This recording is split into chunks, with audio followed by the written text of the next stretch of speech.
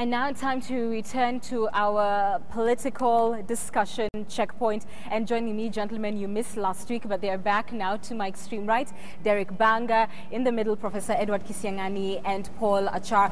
To all of you, it's good to see you again. It has been so interesting just watching the performance, of course, of the presidential candidates who we had time to talk about in the previous weeks. But now let us see their reactions after the win. And we want to begin with one Uhuru Kenyatta, of course.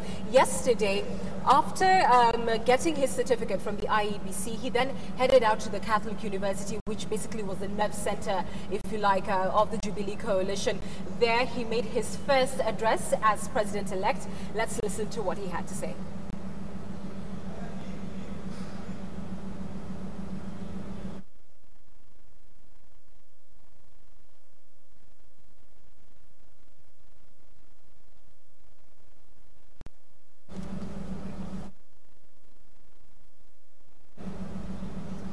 All right, our apologies for that. Let's just give our operators time to get that clip right. Of course, we are about to discuss how the men who were presidential candidates and one who now is president-elect performed in his very first address to the nation, a speech that was delivered at the Catholic University, which was the Jubilee's nerve center.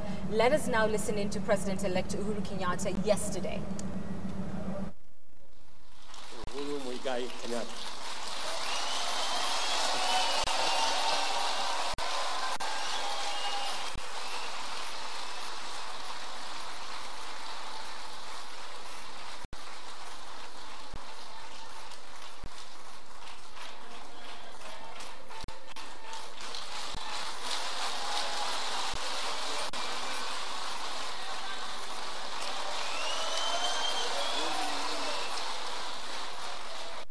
My fellow Kenyans, my pledge to you today is that as your president, I will work on behalf of all the citizens of this republic, regardless of their party affiliation.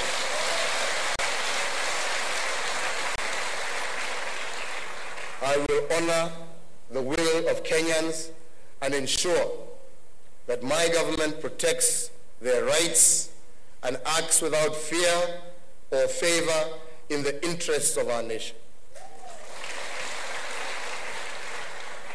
To all those of you who have won various seats, regardless of what party or coalition you belong to, let us remember that we are first and foremost Kenyans, and that the people have bestowed upon us the responsibility to work for them. I today extend a hand of friendship and cooperation to you so that together we can truly serve the Kenyan people. Ladies and gentlemen, in the nearly 5 decades since Kenya's independence, we have made great strides as a nation.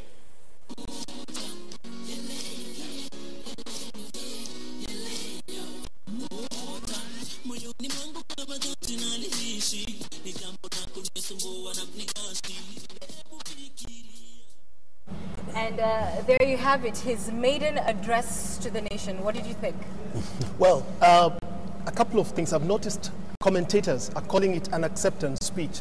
I'd like to correct them. This wasn't an acceptance speech. It was a victory speech. He made his acceptance speech when he accepted the nomination of his party to run for president.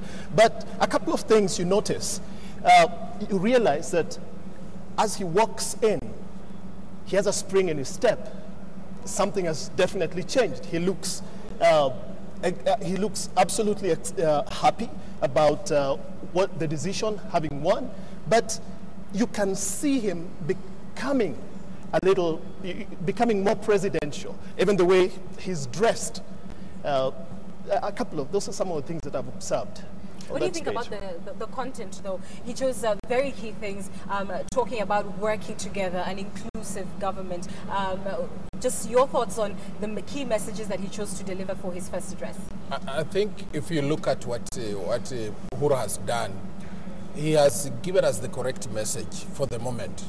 He is very lucky. He has fought a battle and then overcome certain odds, and he has an overwhelming majority of 6.12 million people who voted for him.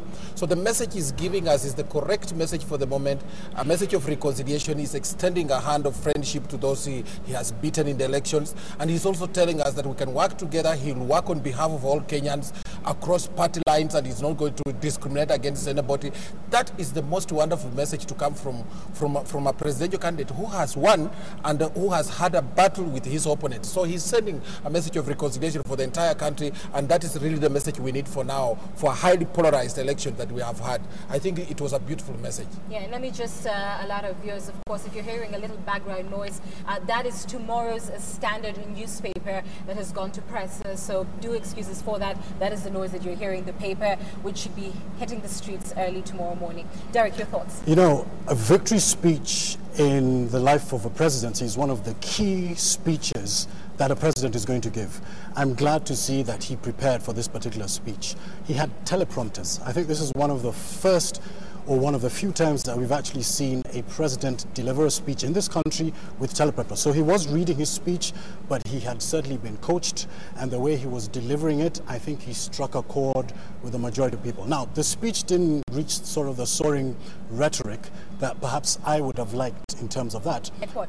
Well, you know, we're talking about, for example, I wanted to see more talking about inclusiveness. I wanted to see more of a call to action. I wanted to see what is going to be different in this presidency that differs it from, you know, other leadership that we've had in this particular country. I didn't see that coming through the speech. There were some basic notes that he struck. You know, he was conciliatory, he had a bit of grace, but I really wanted to see that call to action where we would rally around some of those words and say, we now have a new president, let's work to make this country better. I don't think that that is the correct position, because if we blame him for not being so inclusive, this was a short speech to accept, you know, to recognize the verdict the people had made.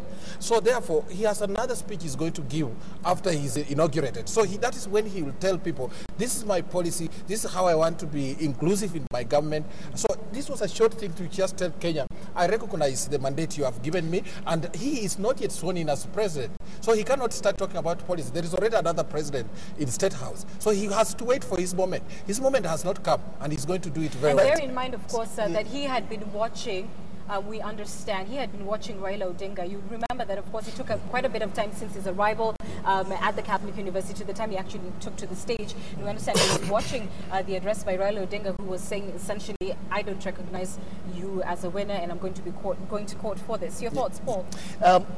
I would, you know, slightly disagree with Prof.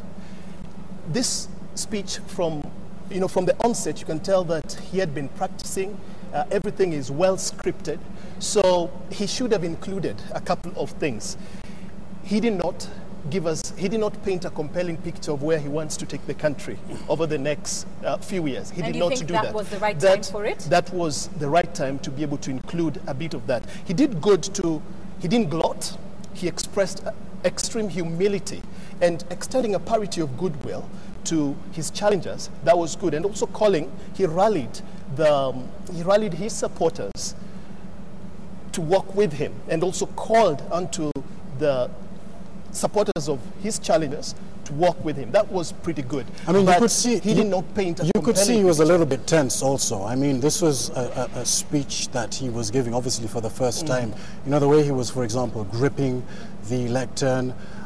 Again, the more of these speeches he gives, the more versed you'll become in terms of using your hands and body language, so that the message actually matches what your non-verbal communications. Or the weight of hearing somebody's going to court to oppose this? Which do you think? You know what? He had just been handed over that certificate. Who knows what sort of emotions were running through him. I think he needed time to sort of absorb that information, to be able to now internalize it, and then turn around and give us that victory speech. To be fair to him, he has given direction. I'm embracing everybody. That is the direction he wants to give. He says, when my government will embrace everybody, he's extending an olive branch to his opponents. That's where the direction is. The country is highly polarized. If you look at this election, 5.3 million people did not vote for him. And he has 6 point something who voted for him. He says, I want to bring you together and impress you as your president. That is more important, because what this country needs is healing. Before you even give them the agenda, you need them to come as one team. And what he has done is just to give that reconciliation, and it's the right thing to do before he can even lay the background for what he wants to do with regard to policy and with regard to implementation of his manifesto. But in your opinion, he gave the most important speech that Kenyans needed to hear, which was one that he'll have an inclusive government. Yes. If I can move the conversation forward, and perhaps to a lighter note, you did see, of course, in the beginning, the way he walked in, and you talked about the spring in his step, his greeting with William Ruto, and then the family portrait, if you like. Do they look every bit the first family? Are they our equivalent of Michelle and Barack Obama? Who am I to go that far and say that? But certainly that is a first, where we're seeing a young family. We're seeing him with his wife. You did a piece on her a little bit earlier. So again, we, as Kenyans, the benchmark has been set high. We have seen first families. You talked about the Obama's family. So we also want to see our leaders, our president also, in terms of emulating some of those positive things. So I think it was great to see the first family up on stage congratulating him. And again, it humanizes him. It gives us that emotional connection. He's one of us and not just a politician. In my opinion, Anne, they may have looked like the first family if you look at it from the context of the United States and the practice in the West. But I thought that in future, African presidents should be more creative, so that we don't want to see what is just an Obama thing being repeated in Africa. So they still have a chance to do some creativity, even with the vice president, so that the deputy president, so that we see something really African in it. I thought even in terms of attire, we need some Africanness in it. So the first lady can go the African way, and then even the president can go a little African. I think we need that kind of national television. Yes. Really? I think it was good. Yes. For the first time, we're seeing those young children of his. We've never had that. I think the last time we had that was when he was a child himself in State House. So it's something different. It's something definitely that's resonating with many people. I believe it's positive. What do you imagine, gentlemen? We saw that clip and the contrast between herself, Margaret Kenyatta, and the outgoing First Lady, who was known really to just speak her mind and be very, very public, save for perhaps the last year or a little bit more than that, where she has shied away from public life. I would not be as presumptuous as to say what she should or should not wear or how far she should go out. But generally, because this office is not truly detailed in terms of what it is supposed to perform, just your thoughts on what the office of the First Lady should be about, and how it can perhaps be an inspiration for the country. Well, one big difference, already she is tech savvy. I mean, really, when they say that Julia Yes, digital, she's on Twitter. she's already Yes. on tweeting, so that's a big difference over there. Again, we want to see someone, I think, that we can connect with, perhaps coming up with a great cause that Kenyans can rally behind, and just showing us that she is 100% behind her husband and supporting him at all times. I think that would be... And again, she has the correct poise, because she has a soft look that makes people want to relate with her. She doesn't disappoint. She looked a little laid back because probably the occasion is not the one for her to show her attributes as a first lady.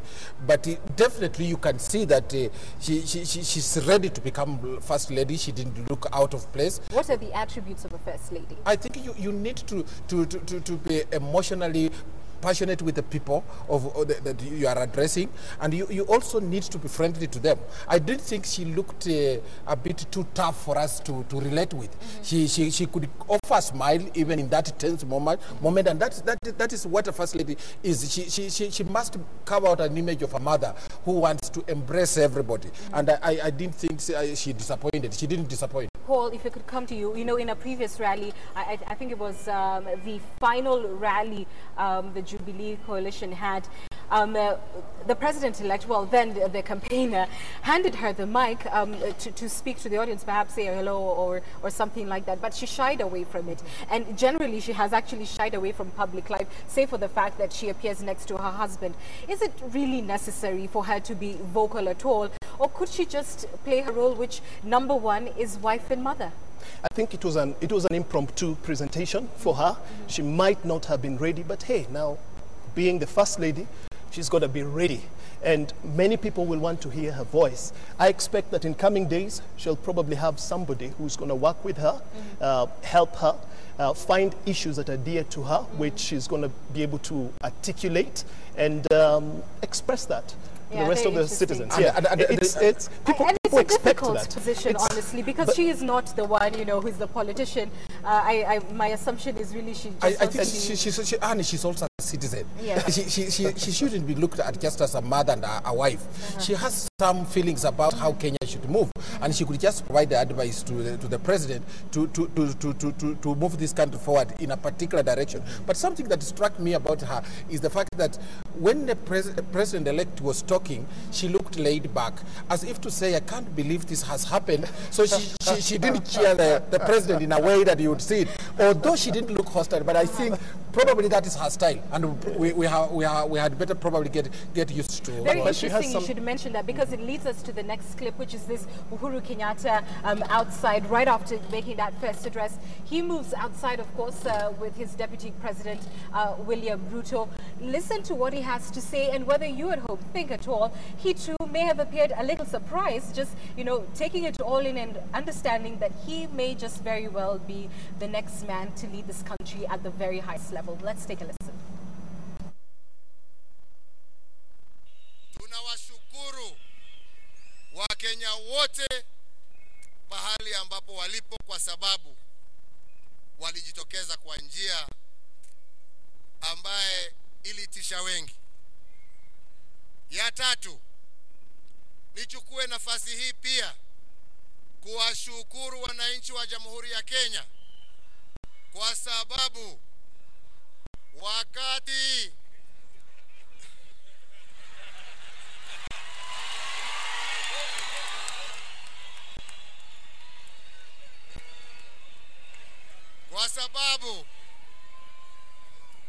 wakati nchi nyingi zilikuwa na hofu ya kwamba Wakenya hawawezi kuchaguana kwa amani, mumeonyesha dunia mzima ya kwamba sisi ni taifa la amani. And he chose to deliver his entire speech outside in Kiswahili, which I think we can all learn. Throughout his speech, he had to keep stopping, laughing. A lot of crowd around him were laughing as well. What do you think they were laughing about? He seems in his element. I think he's been campaigning for 2 years now. When he gets out to speak to the crowds, he comes alive. You can see him using his gestures. But at some point, he loses his train of thought, and you can see him laughing and scratching his head a bit. Now, that makes him appear human. It increases his likability. You're like, okay, yeah, you're the president-elect, but you're also human. You can forget what you're about to say. I think so. Yeah, I think even his voice changed. I don't know if you noticed the cases of his voice. Suddenly he was, I don't know if it was channeling, you know, Martin Luther King or someone like that, but even the rhetoric now becomes a little bit more soaring. The speaking to that crowd, and clearly I think this is where he is in his element. It's very interesting you said that, because, you know, he would speak sort of like this, and you know, really punctuate certain words, which is not Uhuru's typical style. Do you think he was conscious? Is he trying to take on perhaps a more presidential tone, if you like? And you've referred to Martin Luther King, or may this just happen sort of in the spur of the moment? I think this is also part of the coaching and the training that he has as part of his communication style. And who knows, maybe there was a video that was shown, and maybe subconsciously he is sort of trying to invoke this. When you're speaking to a large crowd, it is much different than when you're speaking in an enclosed space. And so you need to be over the top. You need to be bigger. Your voice needs to have a little bit more rhythm. Your gestures need to be bigger. It's one way of creating that emotional attachment when you're speaking to a large crowd. Now, we saw him doing it during the campaign, but this was, you know, the speech that he was giving after he had been, you know, sworn in as the, not sworn in, but when he had been selected as the presumptive president. You see, when I saw him speak like that, I was reminded about how Professor Ali Mazrui described Kenyatta and Mboya. And one time he said that give Kenyatta a whole stadium, the Jomo Kenyatta, the old man, and then allow him to speak Kiswahili. Mboya will run away. Then give Mboya a parliament or Robota parliament, and then allow them to debate in English. Kenyatta will run away. Now what he was demonstrating that he can do both Kenyatta, his father, and Mboya. So what he did inside the hall was Mboya style. And when he came out, he captured the imagination of the nation by even asking his own audience to join him. And that is a stadium style that his father was very good at. So, but then he took advantage of that also to communicate to the outside world that, look, this is the following I have. And that's why he allowed the audience to be part of his message, and they could complete what he did not say, and the symbolism he was giving about how people thought about Kenya. And so I think he did it very well. I like the way he looks.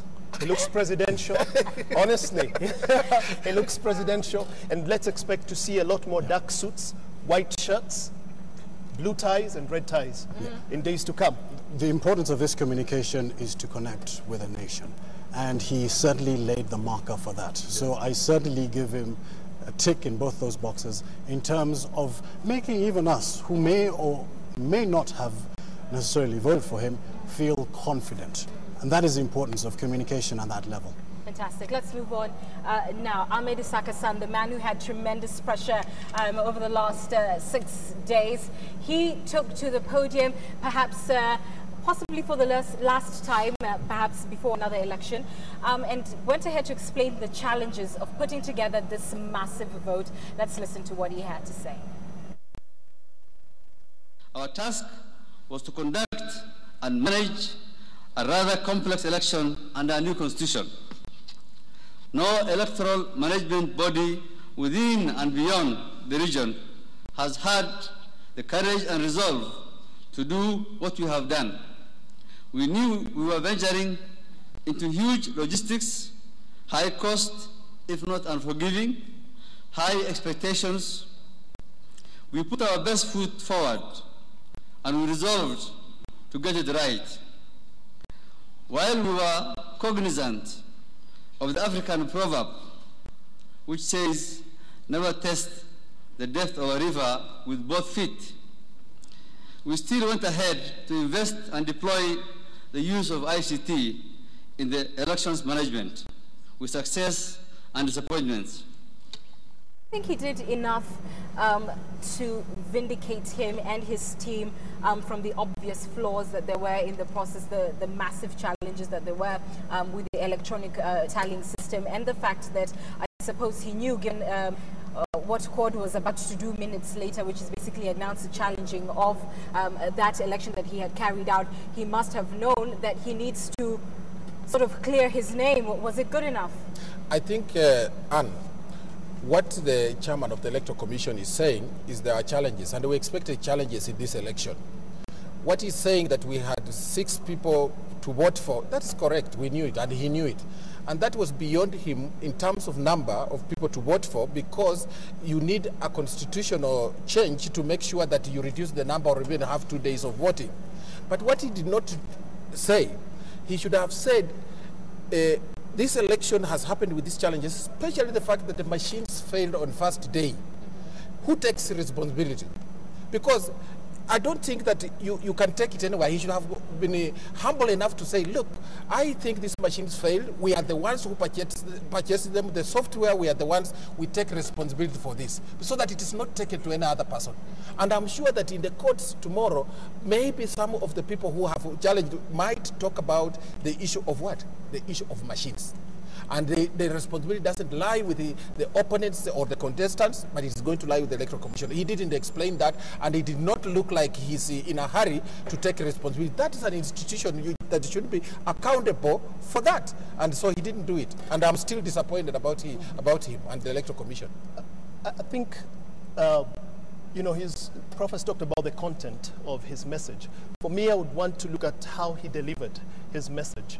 He seems to be calm, which is good, because I would assume he was under extreme pressure, and being calm kind of inspires confidence. However, he seems to swallow his words, which makes the listener, you could easily miss certain words that he's, that he's talking.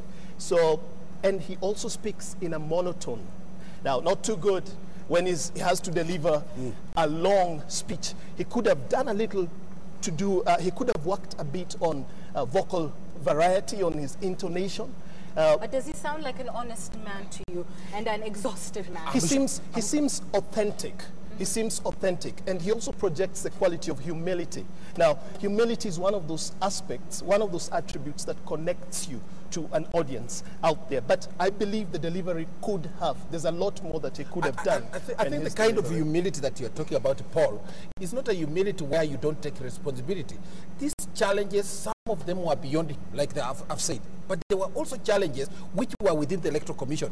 And he will say, we were unable to handle this, and we take responsibility. That is the humility we are expecting from a Kenyan who is heading an institution like the Electoral Commission. He didn't, so I don't see any humility. You know, I would have liked to see him talk about the challenges that they faced a little bit earlier.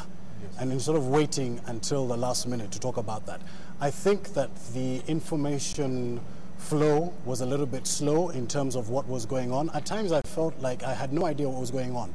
We had to wait until what, 2, 3 o'clock in the afternoon for this announcement, and you know, we were rarely getting updates on a regular basis telling us what was going on. Now, having said that, Grace under fire, certainly. I am going to give him props for that in terms of being able to work under very difficult and extreme circumstances.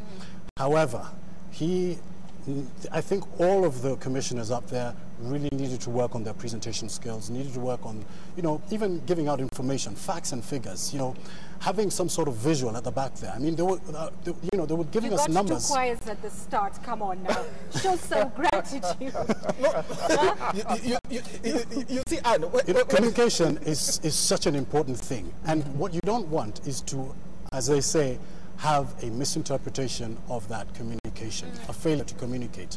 And if somebody feels that those numbers, for some reason, they don't understand them, and so there is some monkey business going on, that's sort of the beginning of people now start wondering if the whole process was fair.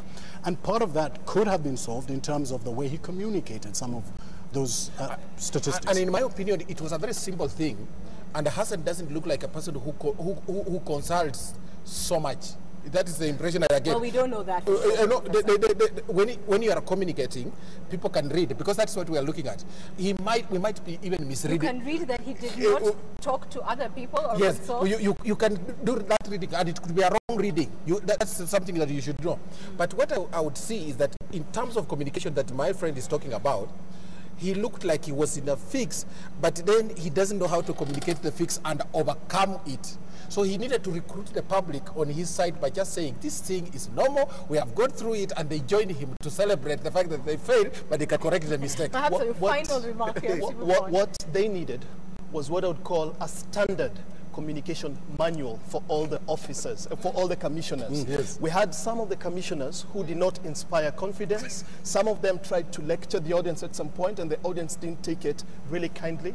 So in future, I think some of these commissions need what you call a standard communicating manual that each of the commissioners is trained on, so that we can have a uniform and certain standards. Or a standard spokesperson, or a standard, not a standard spokesperson, but maybe 1 or 2 people whose job is merely to give us the information. They had a very good lady there who talked very little, but she looked like they didn't use her full potential. I think she was called Tabitha.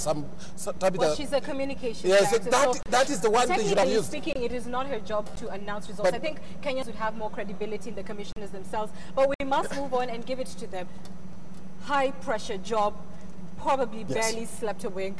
They may have been just exhausted. Well, let's move on to our final clip, and it is from the man who really just shocked the country with his performance as far as how you voted for him. Let's listen to Mohammed Abdul Diba in an exclusive interview with KTN. No, what went through my mind was humanity can be tamed. Humanity can accept that there is a problem, and we can now sit down and find out how do we solve this problem. There is room for discussion. Yeah, they are not fixed as I thought. They are flexible. I don't think there was that tough and organized structure that this is an advisor of this. People were wondering when they find me and they are told Mwalimu is interested in getting there. But what I was doing at any given time, I was consulting my friends. And there's this issue, what do I do? All right, Mohammed Diba there. He's the guy who technically joked his way to the national platform. What do you think about what he's saying? And part of it is you might just see him before 17. Humanity can be tamed. I don't know what he is saying. They need to have a dictionary of Didaisms. Listen, we fell in love with the man. Let's, face facts. There is a certain authenticity, shooting from the hip that a lot of people want to see and is refreshing in terms of our leadership. I think he needs to be a little bit more savvy in terms of his communication, but there's no doubting that is, what you see is what you get. I think Dida explains what our society is. It is a dilemma the society has because there are people who have a lot of problems and they don't know how to explain them. There are people who are having ailments, but when they go to the doctor, they can't even explain to the doctor what they are suffering from. Millions of Kenyans have similar problems. This guy seems to think there is an issue with Kenya, and he can make a contribution. His greatest undoing